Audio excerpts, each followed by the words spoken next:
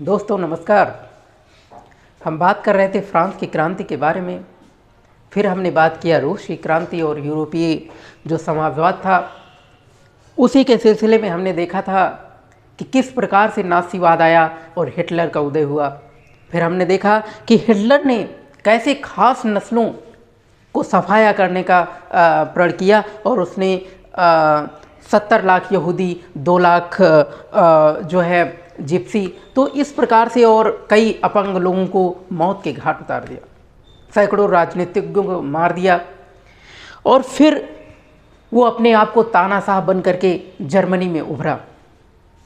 फिर हम देखते हैं कि किस प्रकार से वाइमर गणराज्य का जन्म हुआ, वाइमर गणराज्य सामने आया।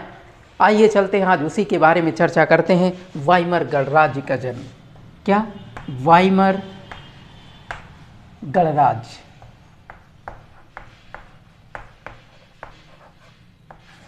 ये वाइमर गणराज्य क्या है और वाइमर गणराज्य किस प्रकार से इसका उदय हुआ, किस प्रकार से इसका जन्म हुआ, आइए देखते हैं। 20वीं शताब्दी के शुरुआती सालों में हम देखते हैं कि 20वीं शताब्दी के शुरुआती सालों में जो जर्मनी था वो बहुत ही ताकतवर साम्राज्य था, बहुत ही ताकतवर साम्राज्य था। और उसने ऑस्ट्रियाई जो साम्राज्य थे उनके साथ मिलकर के मित्र राष्ट्रों को जैसे जिसमें इंग्लैंड, फ्रांस, रूस, इनके खिलाफ पहला विश्व युद्ध लड़ा था। यानी कि जो मित्र राष्ट्र देश थे, मित्र राष्ट्र, तो मित्र राष्ट्र देश इंग्लैंड,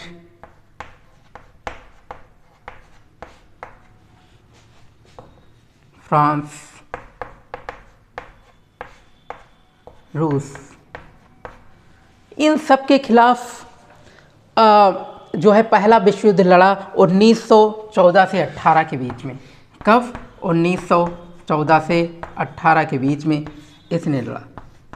तो जब पहले विश्व युद्ध में जर्मनी जब इनके खिलाफ लड़ता है, उस समय काफ़ी ताकतवर साम्राज्य होता है और ये फ्रांस और उसमें काफ़ी हद तक सफलता प्राप्त करती है, सफलता प्राप्त करता है ऑस्ट्रेलियाई देशों पर।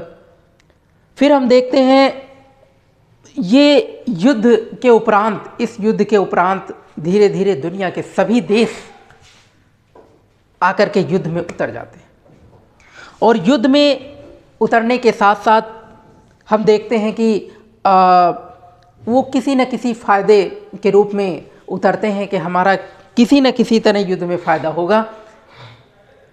फिर जब ये युद्ध लंबा खिंचता है, काफ़ी लंबा खिंचता चला जाता है, तो हम देखते हैं कि यूरोप, पूरा यूरोप आर्थिक संकट में डूब जाता है।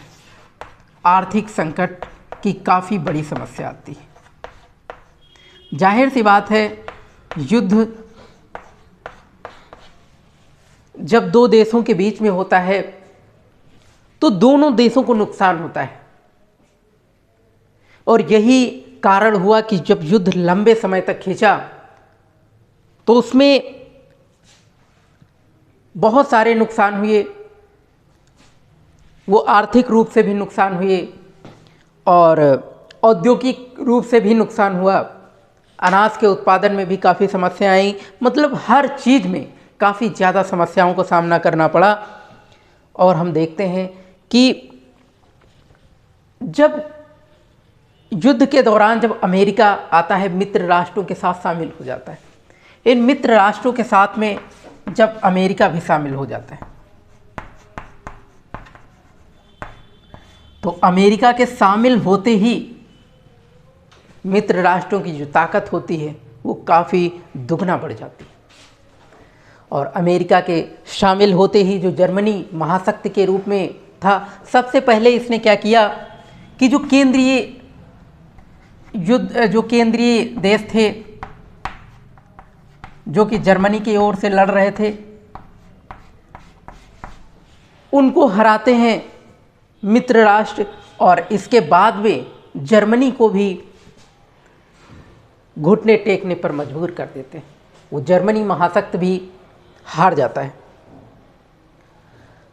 साथियों, जो साम्राज्यवादी जर्मनी की पराजय और सम्राट के पदत्याग ने वहाँ की संसदीय पार्टियों में जो जर्मन राजनीतिक व्यवस्था थी उसमें नए ढांचे का जन्म होता है। जाहिर सी बात है, जब कोई राजा किसी देश में शासन करता है और जब वो पद त्याग करता है तो उसके द्वारा जो बनाई गई नीतियां हैं वो भी हटा दी जाती हैं और एक नई नीतियों का उदय होता है। उसी प्रकार से यहाँ पर जो साम्राज्य था, हिटलर का जो साम्राज्य था, उसके नष्ट होते ही एक नए साम्राज्य का उदय होता है। और इसी सिलसिले में वाइमर में एक राष्ट्रीय सभा की बैठक बुलाई जाती है। कहाँ पर? वाइमर।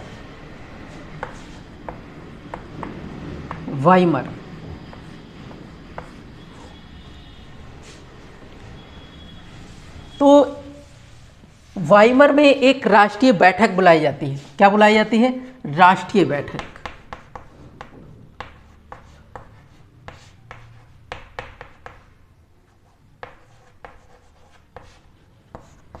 वाइमर में एक राष्ट्रीय बैठक बुलाई जाती है और संघीय आधार पर एक लोकतंत्रीय संविधान पारित किया जाता है। और संघीय आधार पर एक क्या तैयार किया जाता है? लोकतंत्रीय संविधान। लोकतंत्रीय संविधान, लोकतंत्रीय संविधान पारित किया जाता है। तो आपने देखा कि एक नए राजनीतिक ढांचे का निर्माण हुआ।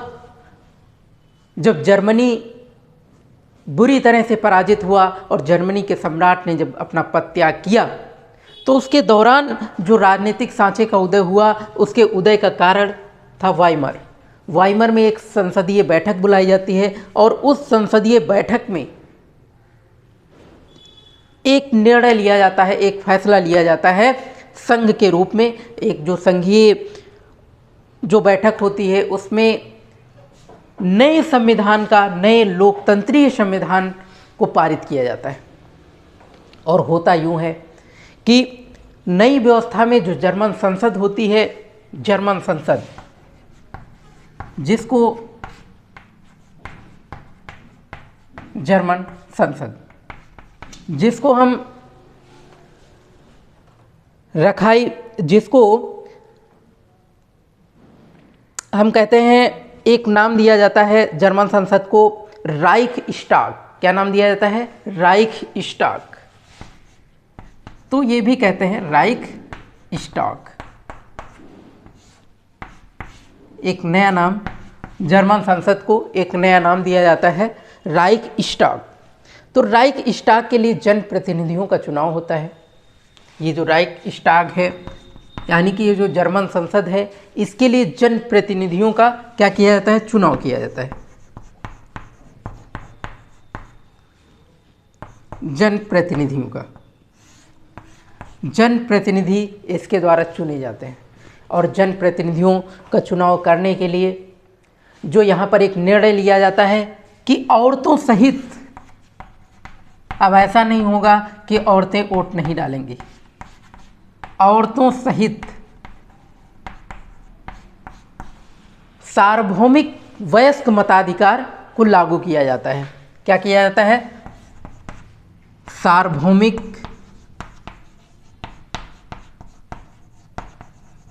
वयस्क मताधिकार, सार्वभौमिक वयस्क मताधिकार को लागू किया जाता है।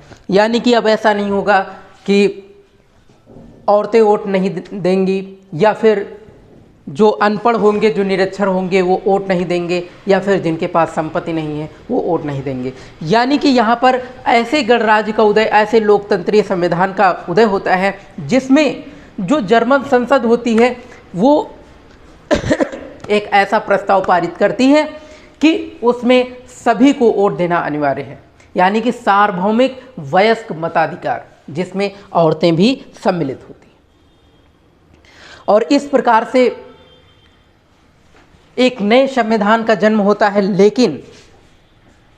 लेकिन जो जर्मन के लोग हैं, काफ़ी ज़्यादा मात्रा में जर्मन के लोग जो इस वाइमर गणराज्य से संतुष्ट नहीं होते। उसका कारण ये होता है, वाइमर गणराज्य से संतुष्ट न होने का एक कारण होता है, क्योंकि हमने देखा था इसकी एक मेन वजह थी पहला विश्व युद्ध।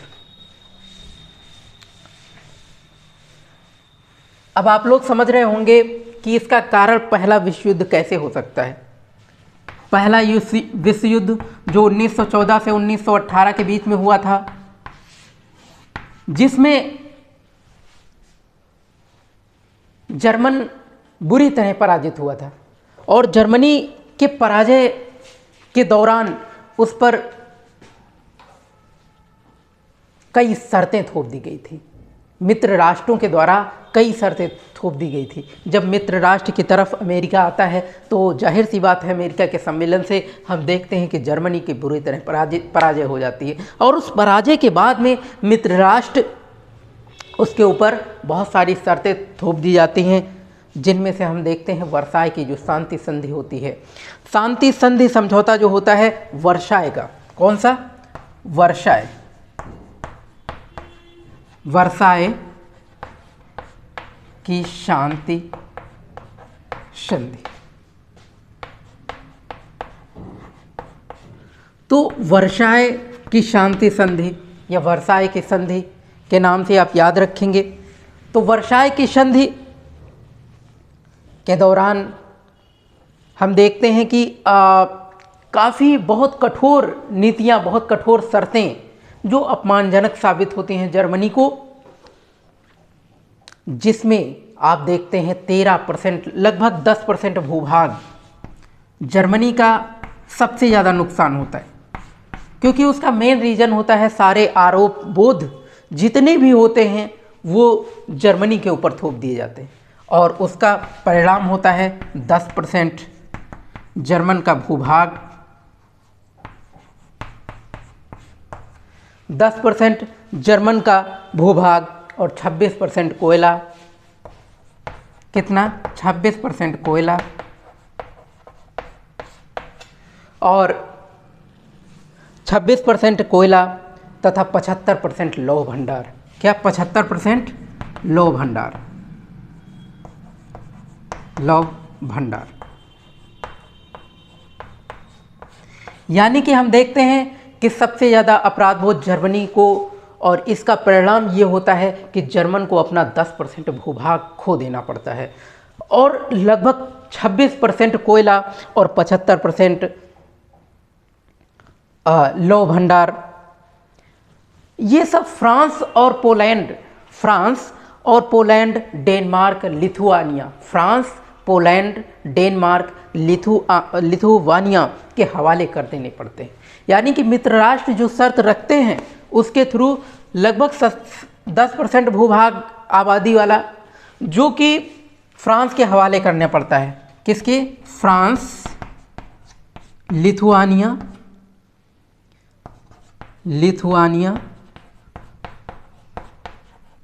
और पोलैंड। लिथुआनिया, पोलैंड, यानी कि ये जो मित्र राष्ट्र थे उनके हवाले लगभग इतना जर्मन का ये जो खनिज हैं इनको इनके हवाले करना पड़ता है, और इसका खामियाजा बहुत बुरा होता है। जर्मन की रही कसी जो सैनिक व्यवस्था बची थी वो भी मित्र राष्ट्रों के द्वारा भंग करा दी जाती है। क्या भंग करा दी जाती है? यानी कि जर्मन सैनिक व्यवस्था, जर्मन कोई भी सेना नहीं रख सकते थे, कोई भी सेना का गठन नहीं कर सकते थे। मित्र राष्ट्रों के द्वारा जो जर्मन सेना होती है उसको भी भंग करा दिया जाता है। यानी कि इन सारे अपराध बोध को वार गुल्ट क्लास कहते हैं। वार गिल्ड क्लास।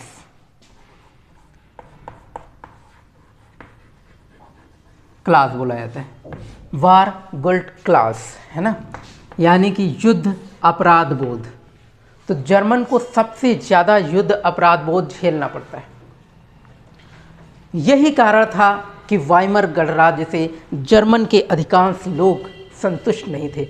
आपने देखा कि वाइमर गणराज्य किस प्रकार से उदय होता है, और फिर इन सब की सारी जो भी अपराध बोध होता है उस सब की तबाही का जिम्मा किसको थोपा जाता है? जर्मनी को।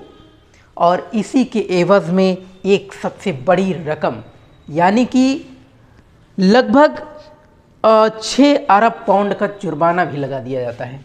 तो जर्मन के ऊपर लगभग कितना? 6 अरब पाउंड,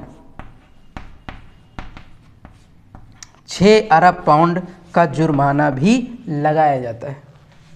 6 अरब पाउंड का जुर्माना भी लगाया जाता है, यानी कि देखते ही देखते जर्मन आर्थिक रूप से अपंग हो जाता है। और अपंग होने का सबसे बड़ा कारण था वर्साय की संधि।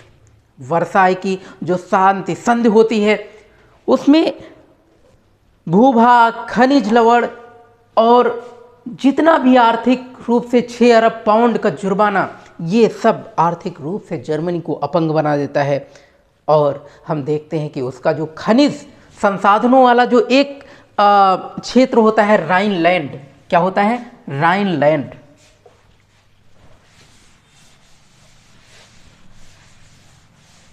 तो जर्मन का एक जो लैंड होता है, कौन सा? राइनलैंड। राइनलैंड, राइनलैंड, जहाँ पर खनिज संसाधन उत्पन्न होते हैं सबसे ज़्यादा मात्रा में। तो जो राइनलैंड का क्षेत्र होता है इसको 20 के दशक में मित्र राष्ट्रों के हवाले कर दिया जाता है, यानी कि ये किसके हवाले कर दिया जाता है? मित्र राष्ट्रों के, मित्र राष्ट्रों के हवाले कर दिया जाता है। तो बहुत सारे जर्मनों ने न केवल इस हार के लिए बल्कि वर्साय में हुए इस अपमान के लिए भी वाइमर गणराज्य को जिम्मेदार ठहराते हैं। और इस युद्ध का असर क्या पड़ता है, आइए जानते हैं। तो आपने देखा वाइमर गणराज्य किस प्रकार से गठित होता है। फिर इस युद्ध का असर क्या होता है? इस युद्ध ने पूरे महाद्वीप में मनोवैज्ञानिक एवं आर्थिक रूप से दोनों स्तर से तोड़ कर रख दिया था पूरे महाद्वीप को, यानी कि सिर्फ जर्मनी को नहीं, पूरे यूरोप महाद्वीप को आर्थिक रूप से और मनोवैज्ञानिक रूप से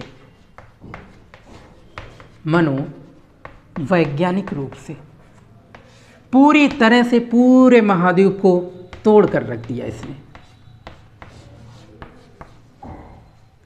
यानी कि सिर्फ जर्मनी को ही नहीं बल्कि पूरे महाद्वीप को। और हम देखते हैं कि यूरोप जो कल तक कर्ज देता था पूरे महाद्वीप को, एशिया को और विभिन्न देशों को, जो कर्ज देने वाला महाद्वीप था, आज की डेट में वो कर्ज लेने वाला महाद्वीप बन जाता है।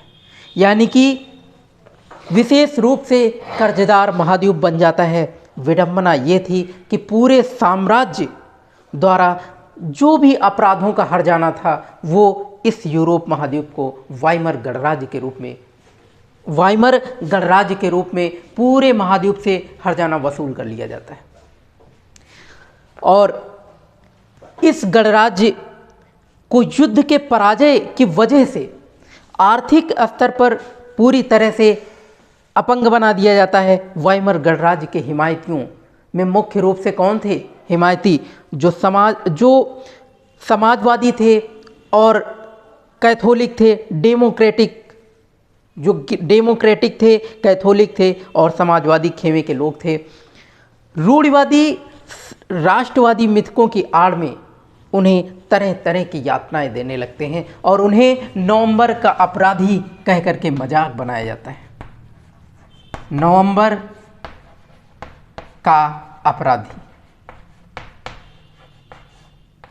यानी कि नवंबर का अपराधी कह करके उनका मजाक बनाते हैं। किसका? जो कैथोलिक डेमोक्रेट, जो वाइमर गणराज्य के तहत जिन्होंने वाइमर गणराज्य जो उभरा था, उसके लोग क्या कह करके मजाक उड़ाते हैं? समाजवादियों का, डेमोक्रेट का नवंबर का अपराधी, यानी कि नवंबर का अपराधी कह करके उनका मजाक उड़ाते हैं।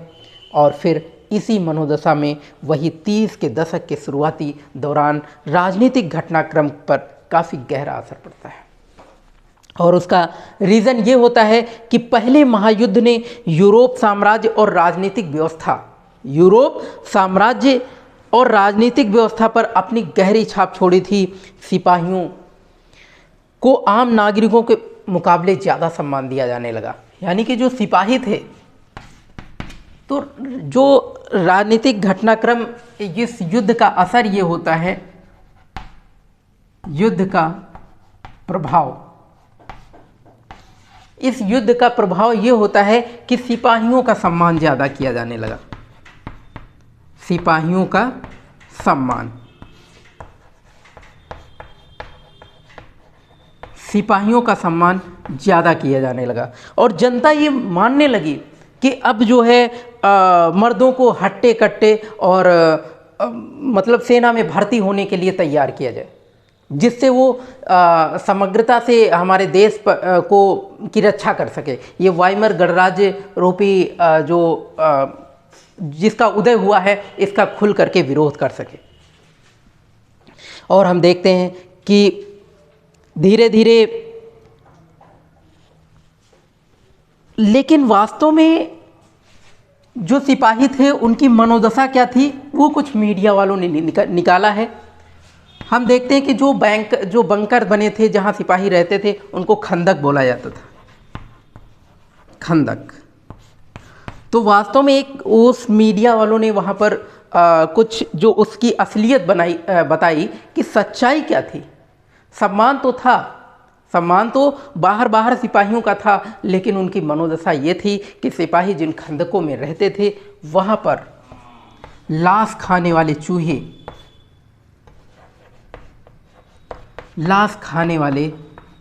चूहे, जिनकी भरमार लगी रहती थी, इनकी भरमार उन खंदकों में लगी रहती थी जिनमें सिपाही रहा करते थे।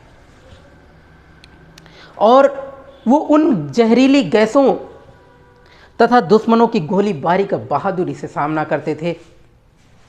युद्ध में जहरीली गैसें भी छोड़ी जाती थी जिनका बहादुरी से सामना करते थे।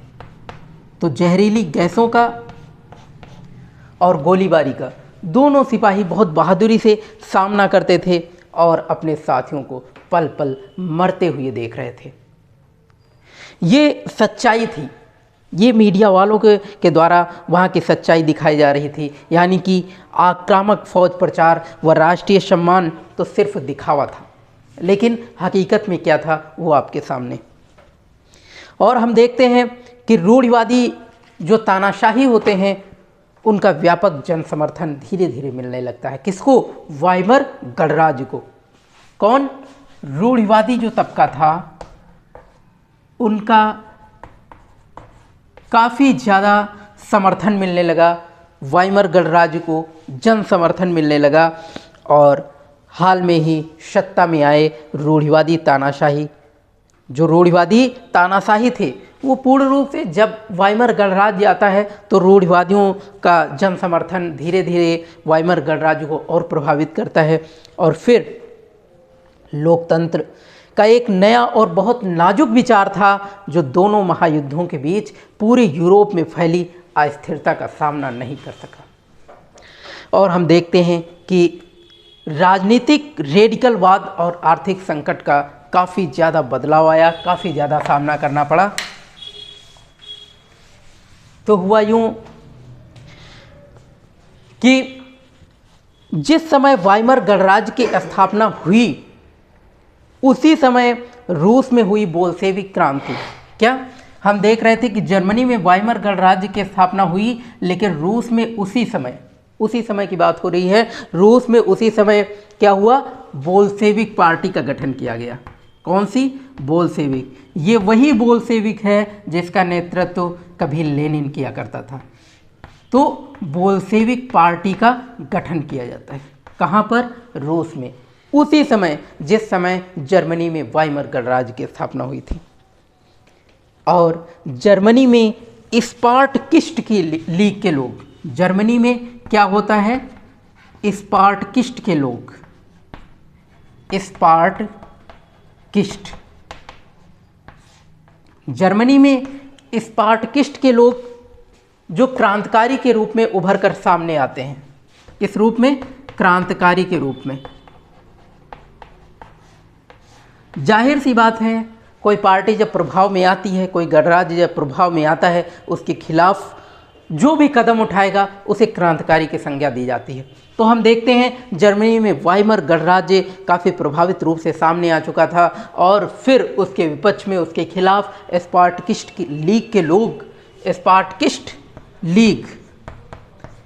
स्पार्टकिस्ट लीग के लोग क्रांतिकारी के रूप में सामने आते हैं। और उसी समय जर्मन में बोल्शेविक पार्टी जो विद्रोह का सामना करती है और एक नई योजनाओं को अंजाम देने लगती है, और बहुत सारे शहरों में मजदूर और नाविक इन सब की सोवियतों का गठन किया जाता है। तो इसका बदलाव क्या होता है कि रूस और जर्मन में ये जो बोल्शेविक और स्पार्टकिस्ट लीग के लोग थे, ये क्या करते हैं कि मजदूर और कौन? और नाविक, इन सबको एकत्र करके धीरे धीरे इनको इकट्ठा किया जाता है और सोवियतों का गठन किया जाने लगता है। किनका? सोवियतों का गठन किया जाने लगता है, सोवियतें बनाई जाने लगती हैं। और फिर होता ये है कि बर्लिन में राजनीतिक माहौल में सोवियत किस्म की शासन व्यवस्था के हिमायती नारे गूंजने लगते हैं। मतलब देखते ही देखते इन सब का प्रभाव काफ़ी ज़्यादा बढ़ जाता है। और फिर होता ये है कि समाजवादी, डेमोक्रेट्स और कैथोलिक, समाजवादी, डेमोक्रेट, कैथोलिक, यानी कि होता यह है कि समाजवादी, डेमोक्रेट, कैथोलिक गुटों ने वाइमर में इकट्ठा होकर के इस प्रकार की शासन व्यवस्था के विरोध में एक लोकतांत्रिक गणराज्य की व्यवस्था करते हैं। क्या होता है कि एक लोकतांत्रिक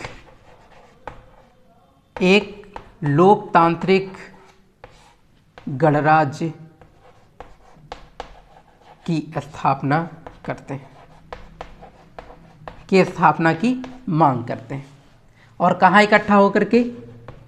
वाइमर में। तो आपने देखा कि जहाँ पर वाइमर का जन्म हुआ था, जहाँ पर वाइमर गणराज्य सामने आया था, वहीं पर जो दो पार्टियां, एक तो रूस में बोल्शेविक पार्टी और दूसरी जर्मनी में स्पार्टकिस्ट लीग के क्रांतिकारी लोग, ये सब मजदूरों और नाविकों को इकट्ठा करते हैं और नई सोवियतों को गठन करते हैं। और फिर उसके